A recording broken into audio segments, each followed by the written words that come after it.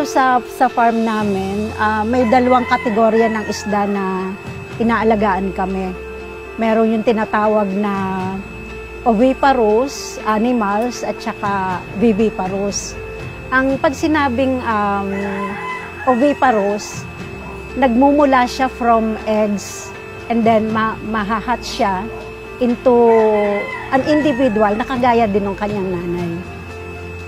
Samantalang ang viviparous, inilalabas niya yung kanyang mga anak of the same kind. Kumbaga kung parang small version nung nanay. Basically, ang Aquapets Laguna is focused on the breeding side. Breeding, kasama na din doon yung sa hatchery, and then grow out, and then after that, kapag na-achieve na nung mga alaga namin ng market size, doon na papasok yung sa marketing.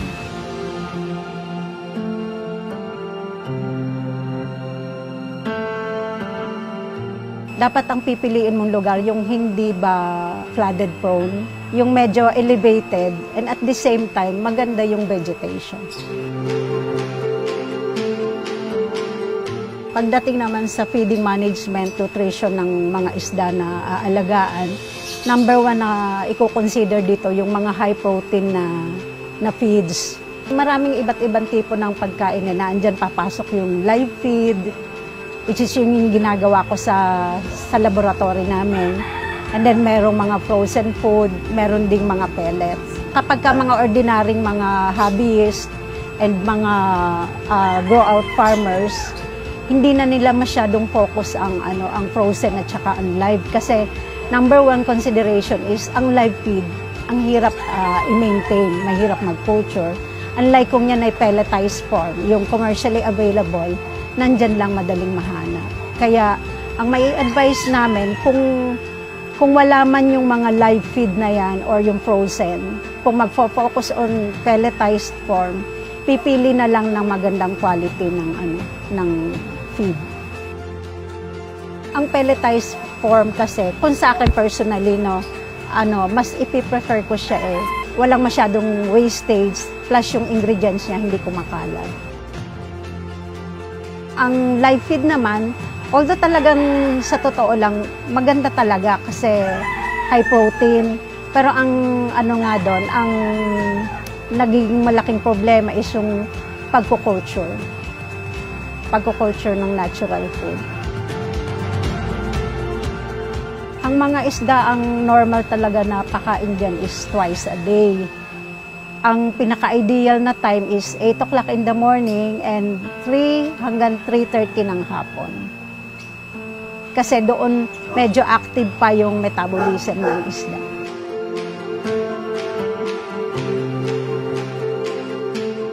Majority ng aming isda dito is yung cichlids. So ngayon, pagka kami magbe-breed, after conditioning ng breeders, isa-set na namin yon. May ratio na sinasabi doon, tungkol doon, which is 1:4. Ibig sabihin nun, isang lalaki sa 4 na babae. Pwede yun, or 1:2.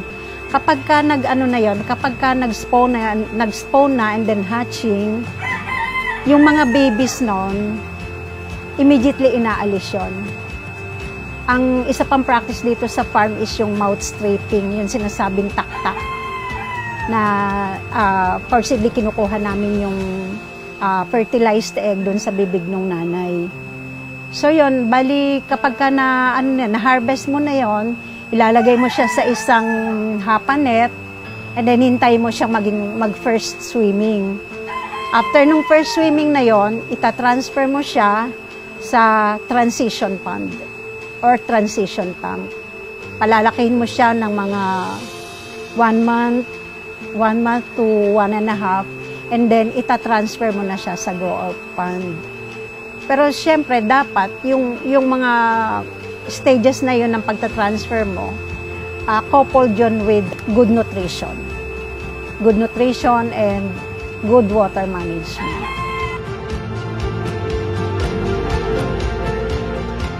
Para sa mga magi-start pa lang na mag-alaga ng isda, number one consideration dito is Of course, pag magtatayo ka ng isang business, hindi lamang naman ang habol mo dito is yung kumita ka eh. Kundi dapat na andun yung puso mo, andun yung passion to do the work. Kasi kung wala yon at ang thinking mo lang is yung pera, parang ang hirap maging successful. So kaya mai-advise ko, kasama yung bulsa mo, and then at the same time, kasama yung puso mo.